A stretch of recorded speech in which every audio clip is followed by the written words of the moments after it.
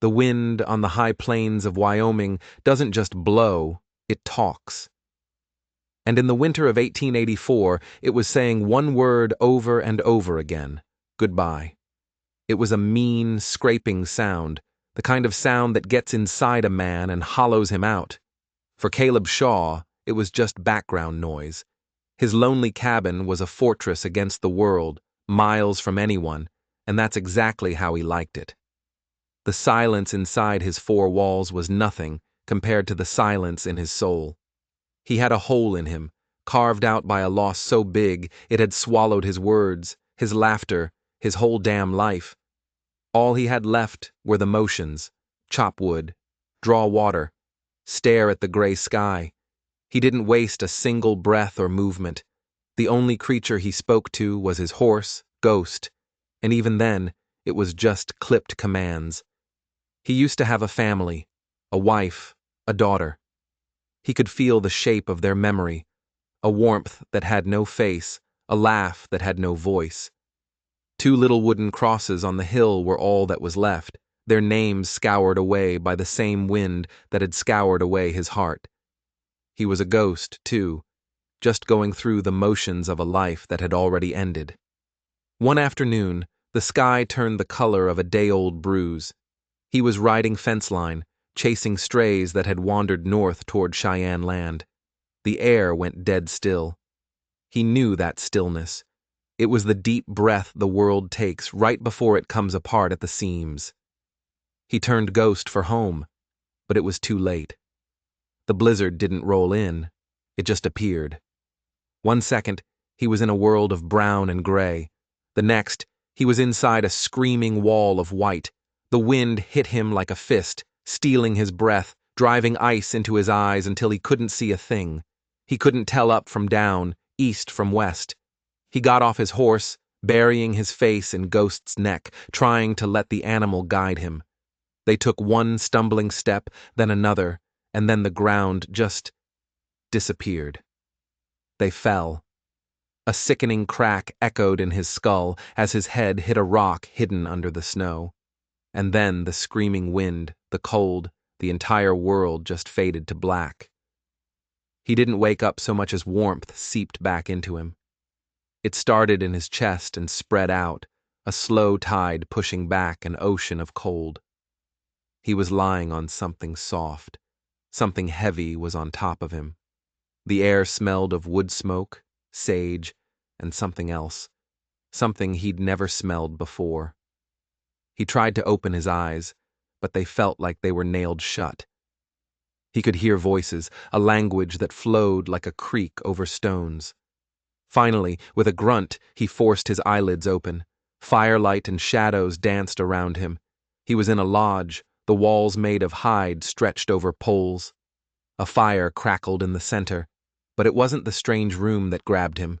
It was the faces, 7 of them, 7 women, sitting in a circle around him, watching him. They were Cheyenne. Their faces were a mix of concern, curiosity, and something else. A deep, unnerving expectation. He tried to sit up. A lightning bolt of pain shot through his head, and he fell back with a groan. The oldest one leaned forward. Her face was stern, but her eyes weren't mean. "Be still," she said. Her English was clean, with an accent he couldn't place. "The wound on your head is deep. You have slept for 3 days." His throat was sandpaper. Where am I?" "You are safe," she said, her eyes never leaving his. "We found you in the storm." He looked past her, at the other 6. They just watched him, their dark eyes reflecting the firelight. Then a new feeling washed over him, colder than any blizzard. Panic. He reached into his mind for a name, a place, a fact about himself. He found nothing. It was a house that had been cleared out. No furniture, no pictures, just empty rooms. Who am I?" The oldest woman's face softened just a little. "Your name is Caleb Shaw. You live in the lonely cabin by the creek. Do you not remember?" He shook his head, and the pain exploded behind his eyes again. I don't remember anything," A heavy silence fell over the lodge. The women looked at each other, a whole conversation passing between them without a single word. The leader, he could tell she was the leader, took a deep breath. She chose her next words like she was crossing a rickety bridge. "It does not matter," she said, her voice firm, like she was closing a door. "The arrangement was made. Your memory does not change it." Caleb pushed himself up on one elbow, fear and confusion wrestling in his gut. "Arrangement? What arrangement?" The woman looked at the 6 others, then back at him. Her eyes held the weight of a terrible, desperate gamble. "We are your wives," she said. There wasn't a trace of doubt in her voice. "All of us. You made a promise. You gave your word you would protect us. Now we have saved you. We have held up our part. You must hold up yours." He just stared at the 7 solemn faces, lit by the flickering fire. Wives. The word didn't make any sense. The empty house in his head echoed with the sheer insanity of it. A man with no past, woken up in a strange land, surrounded by 7 strangers who claimed he owed them his life. The days that followed felt like a fever dream. He was trapped in the lodge, a prisoner of his own weakness and the heavy buffalo robes they kept piled on him.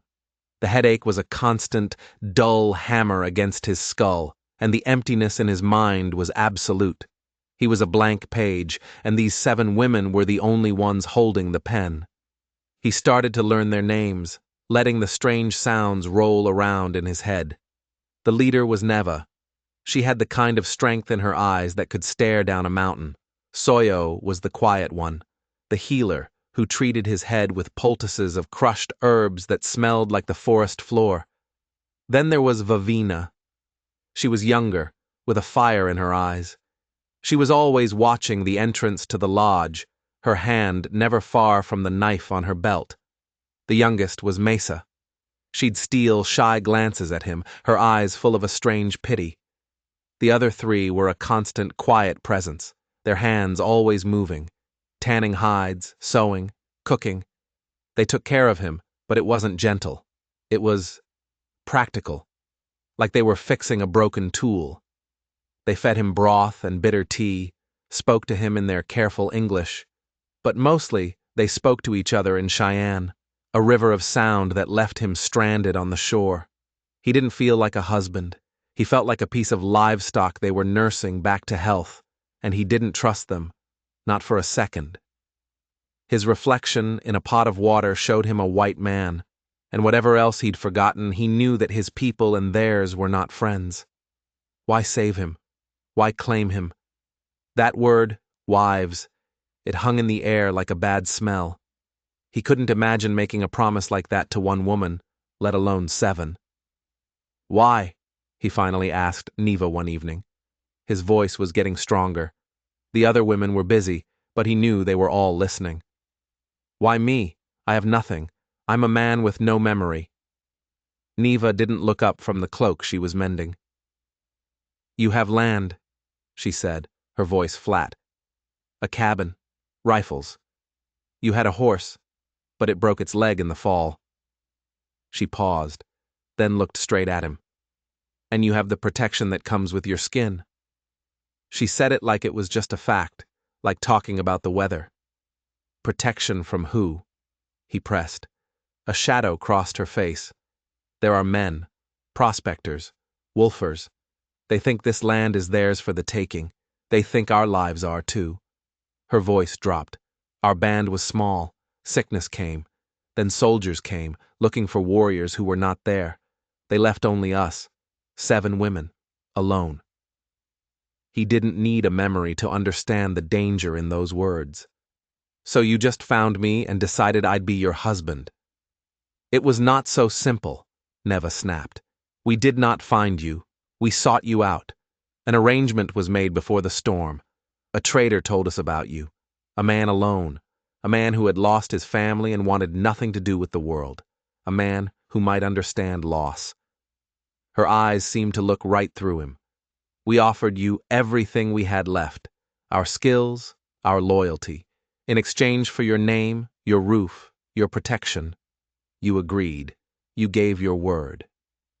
It sounded plausible, but it felt like a story about a different man. He couldn't feel any connection to this grieving hermit who'd make a deal like that. I don't remember.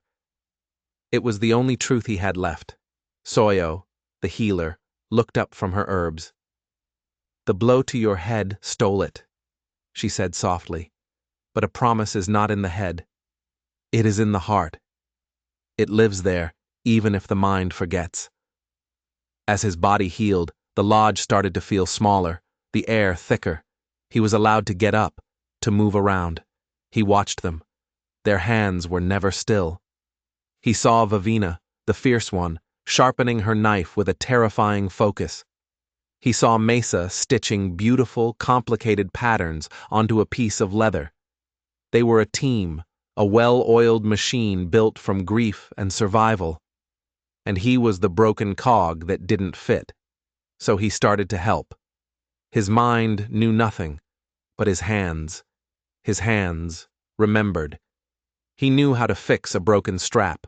He knew how to bank the fire so it would last all night.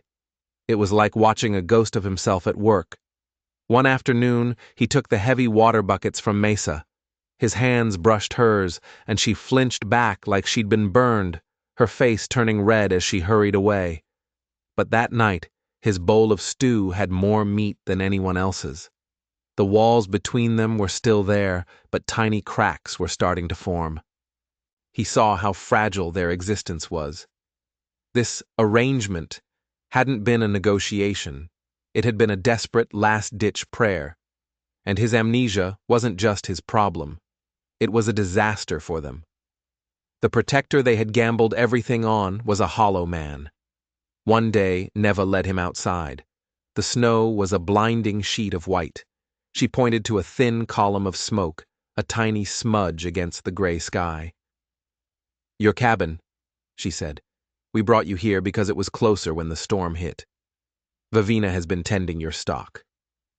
Staring at that smoke, he felt the first real thing besides pain or confusion. A pull. A sense of a place that belonged to him, even if he didn't belong to it. I need to go back, he said, the certainty in his voice surprising him. Neva nodded. We will all go. It is our home now, too.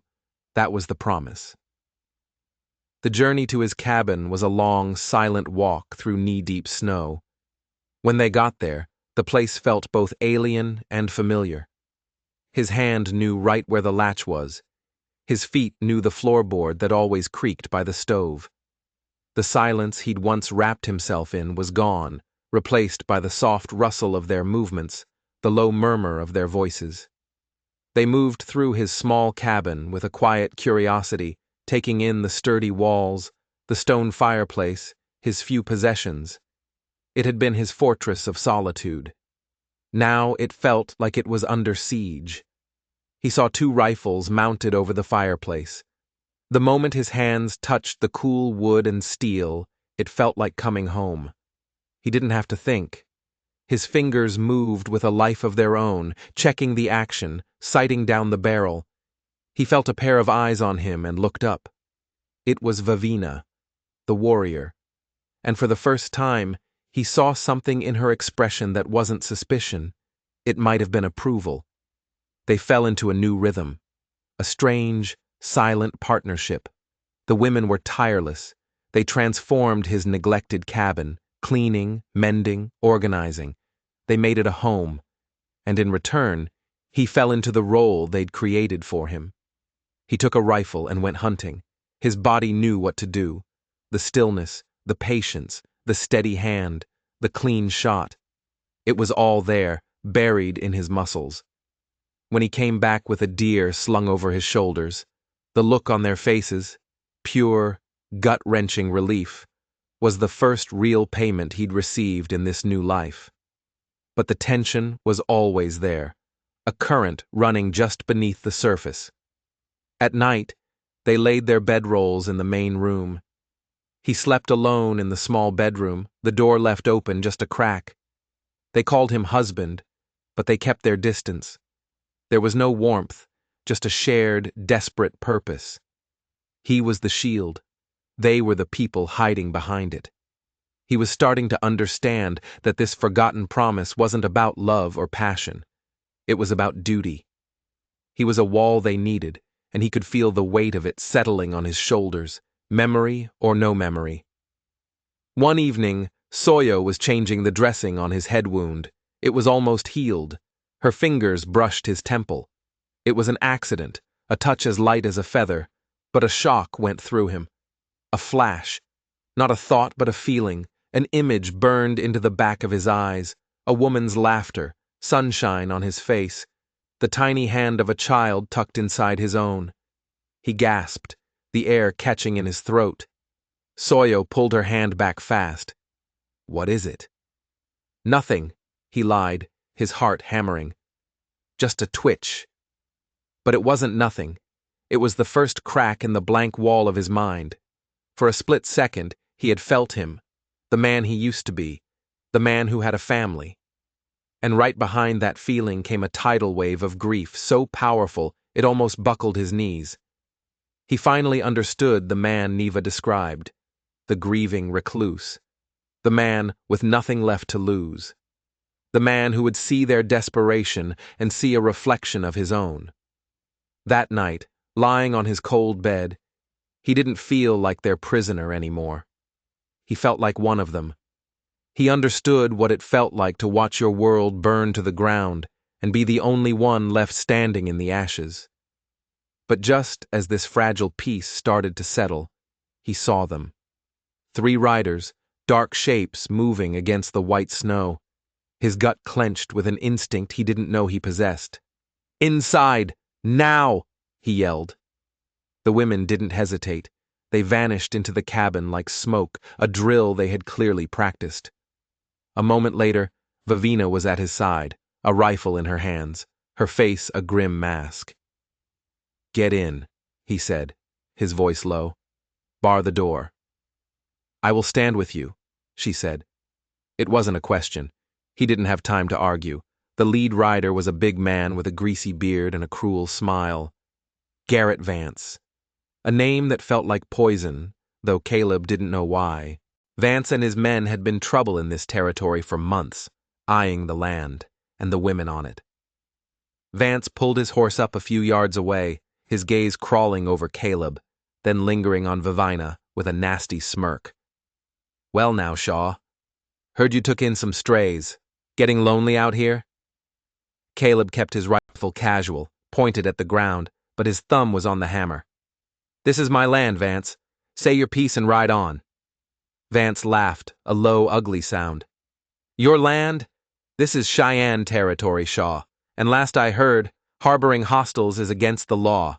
I'm just here to help these ladies move along. Give 'em to us, and we'll forget all about it." "They're not going anywhere," Caleb said. The words came from a place deep inside him, a core of iron he was just discovering. He wasn't just protecting them because of some promise he couldn't remember. He was protecting them because they were his. This strange, broken family was his. "Wrong answer," Vance sneered, his hand dropping to the pistol on his hip. But he never got there. Vavina was faster. Her rifle snapped up, and a single shot cracked the cold air. The bullet didn't hit Vance. It hit the snow an inch from his horse's hoof. The animal screamed and reared. One of Vance's men, startled, went for his own gun. But another shot rang out, this time from the cabin. A window pane shattered, and the man's hat flew off his head. Neva. She was at the window, her face carved from stone. Vance wrestled his horse under control, his face purple with rage. "You'll regret this, Shaw. All of you." He spun his horse and galloped off, his men right behind him, swallowed by the endless white. The silence that fell was louder than the gunshots. Caleb's heart was a drum against his ribs. He looked at Vavina, her knuckles white around her rifle. He looked at the cabin, at Neva's face in the broken window. They hadn't just hidden. They had fought. With him. "They will be back," Vavina said, her voice flat. "Tonight." He knew she was right. This wasn't over. It was just the beginning. The rest of the day was a blur of grim, silent work. There was no panic, just a cold, focused energy that hummed in the small cabin. Neva gave quiet orders, and they moved like a well-trained army. They barricaded the windows, leaving small slits to shoot through. They hauled in the rest of the firewood and filled every bucket with water. Soyo laid out bandages and herbs. Caleb found himself cleaning his rifles and the one pistol he owned, his hands moving with a deadly purpose that felt more natural than breathing. He worked alongside them, no longer the outsider. He showed Mesa how to reload the spare rifle, his large hands guiding her small, trembling ones until they were steady. He and Vavina moved around the outside of the cabin, planning lines of fire, speaking in clipped phrases and hand signals, a soldier's language they both seemed to know by heart. The invisible walls between them, culture, language, suspicion, had burned away in the face of a common enemy. As dusk fell, painting the snow in shades of purple and gray, they gathered inside. The fire was banked low. Neva handed him a bowl of stew, and their eyes met. "You did not have to do this," she whispered.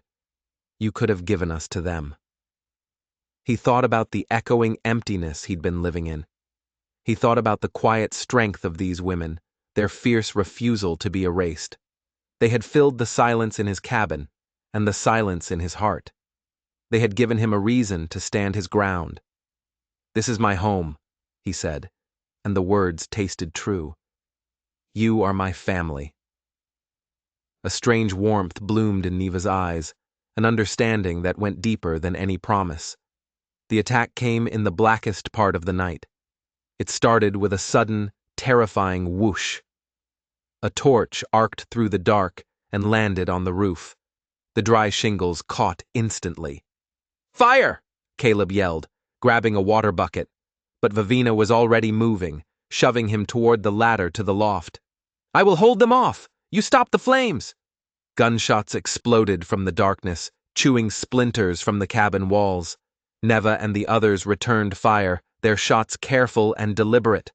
Caleb scrambled up the ladder, smoke stinging his eyes and throat. He beat at the flames with a wet blanket, the heat scorching his face. Below, the cabin was a hell of noise, the crack of rifles, the shatter of glass, the defiant shouts of the women. He fought the fire like a man possessed, knowing that if the roof went, they were done for. He could hear Vance outside, bellowing, enraged. A bullet ripped through the roof just inches from his head. The flames were spreading. He was losing. Then suddenly, Mesa was beside him, hauling another bucket, her face streaked with soot, but her eyes wide and fearless. Together, they fought the blaze, a silent, desperate team. Downstairs, Vavina was a ghost. She'd fire from one window, drop, and crawl to another, making it sound like they had twice as many guns. One of Vance's men got too close, trying to light another torch. A single shot from Vavina's rifle sent him screaming into the snow. The fight was chaos. Caleb and Mesa finally beat back the last of the flames. He looked down and saw one of the sisters was hit, Soyo pressing a cloth to her arm while Neva kept firing. They were outnumbered, but they were not broken. He knew they couldn't last. He had to end it. It wasn't a thought, it was an instinct. He grabbed his pistol. "Keep them pinned!" he yelled down to Neva. Before they could stop him, he kicked open the loft door and jumped. He hit the snow and rolled behind a woodpile, the move so sudden it caught Vance's men completely off guard. He came up shooting, his pistol bucking in his hand. One man dropped. The other scrambled for cover. Vance, seeing his plan falling apart, let out a roar and charged Caleb, firing wildly. Caleb ducked as bullets thudded into the logs around him. The pistol was empty. It was just him and Vance. But he wasn't alone. An arrow hissed out of the darkness and buried itself in Vance's thigh. The big man screamed and stumbled. He looked over and saw Vavina, bow in hand, her face a mask of cold fury. That second was all Caleb needed. He launched himself at Vance, hitting him like a freight train. They rolled in the snow, a grunting, desperate fight for their lives. Vance was bigger, but Caleb was fueled by a pure, cold rage he'd never known. His hands found Vance's throat. He squeezed. Vance's eyes bulged. His fingers clawed at Caleb's face. Caleb's vision started to go blurry. Just as he felt his strength failing, the weight on him vanished. Neva stood over them, her rifle held like a club. She brought the butt down once, hard, on the side of Vance's head. He went limp. The last of Vance's men, seeing his boss down, scrambled up and ran for his life, dragging his wounded friend with him. And then, silence, broken only by the hiss of the smoldering roof and the ragged sound of breathing. Caleb pushed himself off Vance's chest, gasping for air. He looked up as the women came out of the cabin. Mesa stared at him with something like awe. Vivina calmly retrieved her arrow. Neva looked at him, and for the first time, he saw not a dependent, not a business partner, but an equal. "The promise is kept," she said softly. He looked at his damaged home, at the weary, smoke-stained faces of his family. He still couldn't remember the man who made that promise. But it didn't matter. He had just made a new one, not with words, but with blood and fire. In the quiet days that followed, something had shifted. The air in the cabin was different. The tension was gone, replaced by the easy camaraderie of soldiers who had survived a battle together. They worked side by side, patching the roof, mending their home. When his eyes met Neva's, there were no questions left between them. When Mesa handed him a cup of coffee, her hand was steady. He was splitting wood a few days later when it happened. A flicker behind his eyes, then a flood. He was standing on the hill behind the cabin. His arm was around a woman with kind eyes and brown hair. A little girl, her daughter, was running through the tall grass. He could hear their laughter, clear as a bell. Hannah and Rose. The axe fell from his hands. The grief hit him like a physical blow, stealing his breath, buckling his knees. The hollow place in his chest was suddenly filled with an agony so sharp he thought it would kill him. He remembered everything, the love, the joy, and the fever that had stolen it all away, leaving him a ghost in his own life. Neva found him leaning against the cabin, his shoulders shaking with sobs he couldn't voice. She didn't say a word. She just stood with him, a quiet, steady presence in the storm of his memory. "I remember," he finally choked out. "I remember them." "I know," she said, her voice soft. "We knew you were a man who had loved greatly. That is why we chose you. A man who has never had his heart broken cannot know how to protect the hearts of others." It wasn't a full confession, not yet, but the word stuck out. "Chose. The promise I made," he said, looking at her through his tears. "I made it because I had nothing left. I didn't care if I lived or died." "And now?" she asked, her gaze piercing. He looked at the cabin, heard the low murmur of voices inside. He thought of Vivina's courage, of Mesa's quiet strength. They had fought for this place. For him. "Now," he said, his voice finding its strength, "I have something to protect." He was about to say more, to tell her that the promise, remembered or not, was one he would keep forever. But she held up a hand, and the look on her face stopped him cold. It was a look of deep, profound guilt. "Caleb," she said, her voice trembling slightly, "there is something you must know. The arrangement, the promise." She took a shaky breath, her eyes locking with his. It was a lie. He just stared at her. The world, which had just clicked back into place with the return of his memory, shattered all over again. A lie. "What?" was all he could manage. "There was no arrangement," Neva said, the words spilling out now. "There was no traitor. We were alone, and we were desperate. We saw you ride out that day. We followed you. When the storm hit, and you fell, we saw our chance. We brought you to our lodge. We went to your cabin. We saw the 2 graves on the hill. We saw the emptiness inside. And we made a gamble." She looked down at her hands. We gambled that a man who had lost one family would fight to protect another. We invented the story of the promise, hoping it would bind you to us until you chose to be bound on your own. We lied to you, Caleb, to save ourselves.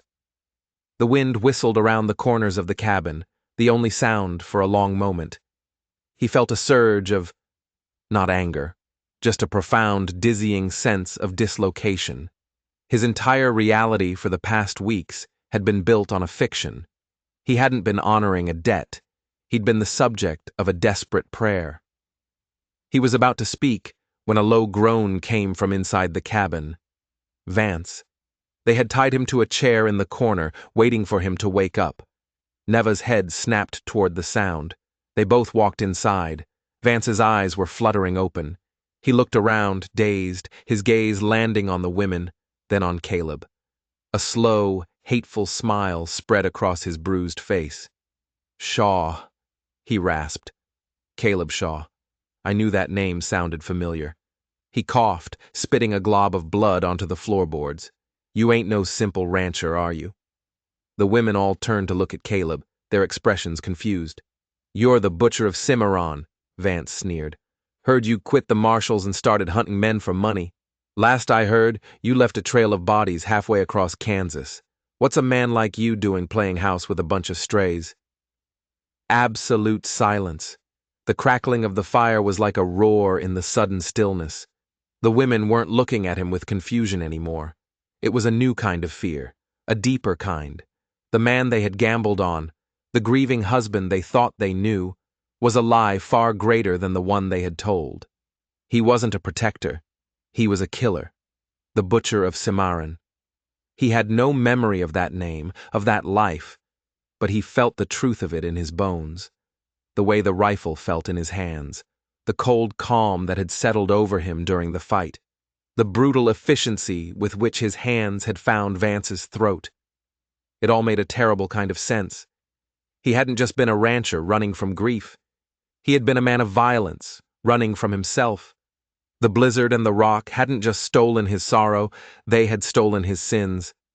There's a bounty on every one of their heads, Vance wheezed, nodding toward the women. But you, Shaw, your head is worth a hell of a lot more. Caleb looked from Vance's leering face to the 7 women who now stood frozen, watching him, their savior, their protector, who was now revealed as a monster. Neva's lie seemed so small now, so harmless. A lie for survival. What was his? He took a slow breath. He looked at Neva, at the fear in her eyes. He looked at Mesa, who was trying not to shrink away from him. His past was a ghost he couldn't remember, and his present was a lie he hadn't known he was living. But his future was a choice. He walked slowly across the room, his boots heavy on the floorboards. He didn't walk toward the door. He didn't walk toward his rifle. He walked right up to the chair where Garrett Vance sat tied and helpless. He looked down at the man who had just given him back the last, blood-soaked piece of his forgotten life. Then he looked back at Neva. A promise is not in the head, he said softly, repeating Soyo's words back to them. It is in the heart. He turned back to Vance, and for the first time since he'd woken up in that lodge, his eyes were completely clear. The grieving husband was gone. The butcher of Cimarron was gone. All that was left was a man standing in a small cabin, surrounded by his family. This is my home, he said to Vance, his voice low and cold as a grave. And you are trespassing. They turned Vance and his wounded men over to the law in the nearest town a few weeks later. Caleb didn't use his old name. He didn't have to. He was just a settler, he said, who'd had some trouble with claim jumpers. No one asked any questions. When he returned to the cabin, he felt the memories of Hannah and Rose settle into their proper place, not as a crushing weight of grief that hollowed him out, but as a gentle warmth, a reminder of the love he was capable of. A reminder of what a home was supposed to feel like. He had 2 pasts now, one of a loving husband and one of a ruthless killer. He didn't have to be either of them anymore. He could choose. He walked over the rise behind the cabin, to the two small, weathered crosses. He stood there for a long time. Then he walked back to the cabin, where Neva and Vivina and Mesa and all the others were waiting. They were tanning hides, their hands busy, their conversation a low, comforting murmur. He picked up an axe. There was firewood to chop. There was a fence to mend. There was a home to build. A real one this time. Not one born from memory or lies or desperation, but one built on a promise he was making right now, every single day, for the rest of his life. What do you think Caleb's biggest challenge will be moving forward? Let me know in the comments below. And if you enjoyed this story of a promise kept against all odds, do me a favor and hit that subscribe button. Thanks for watching.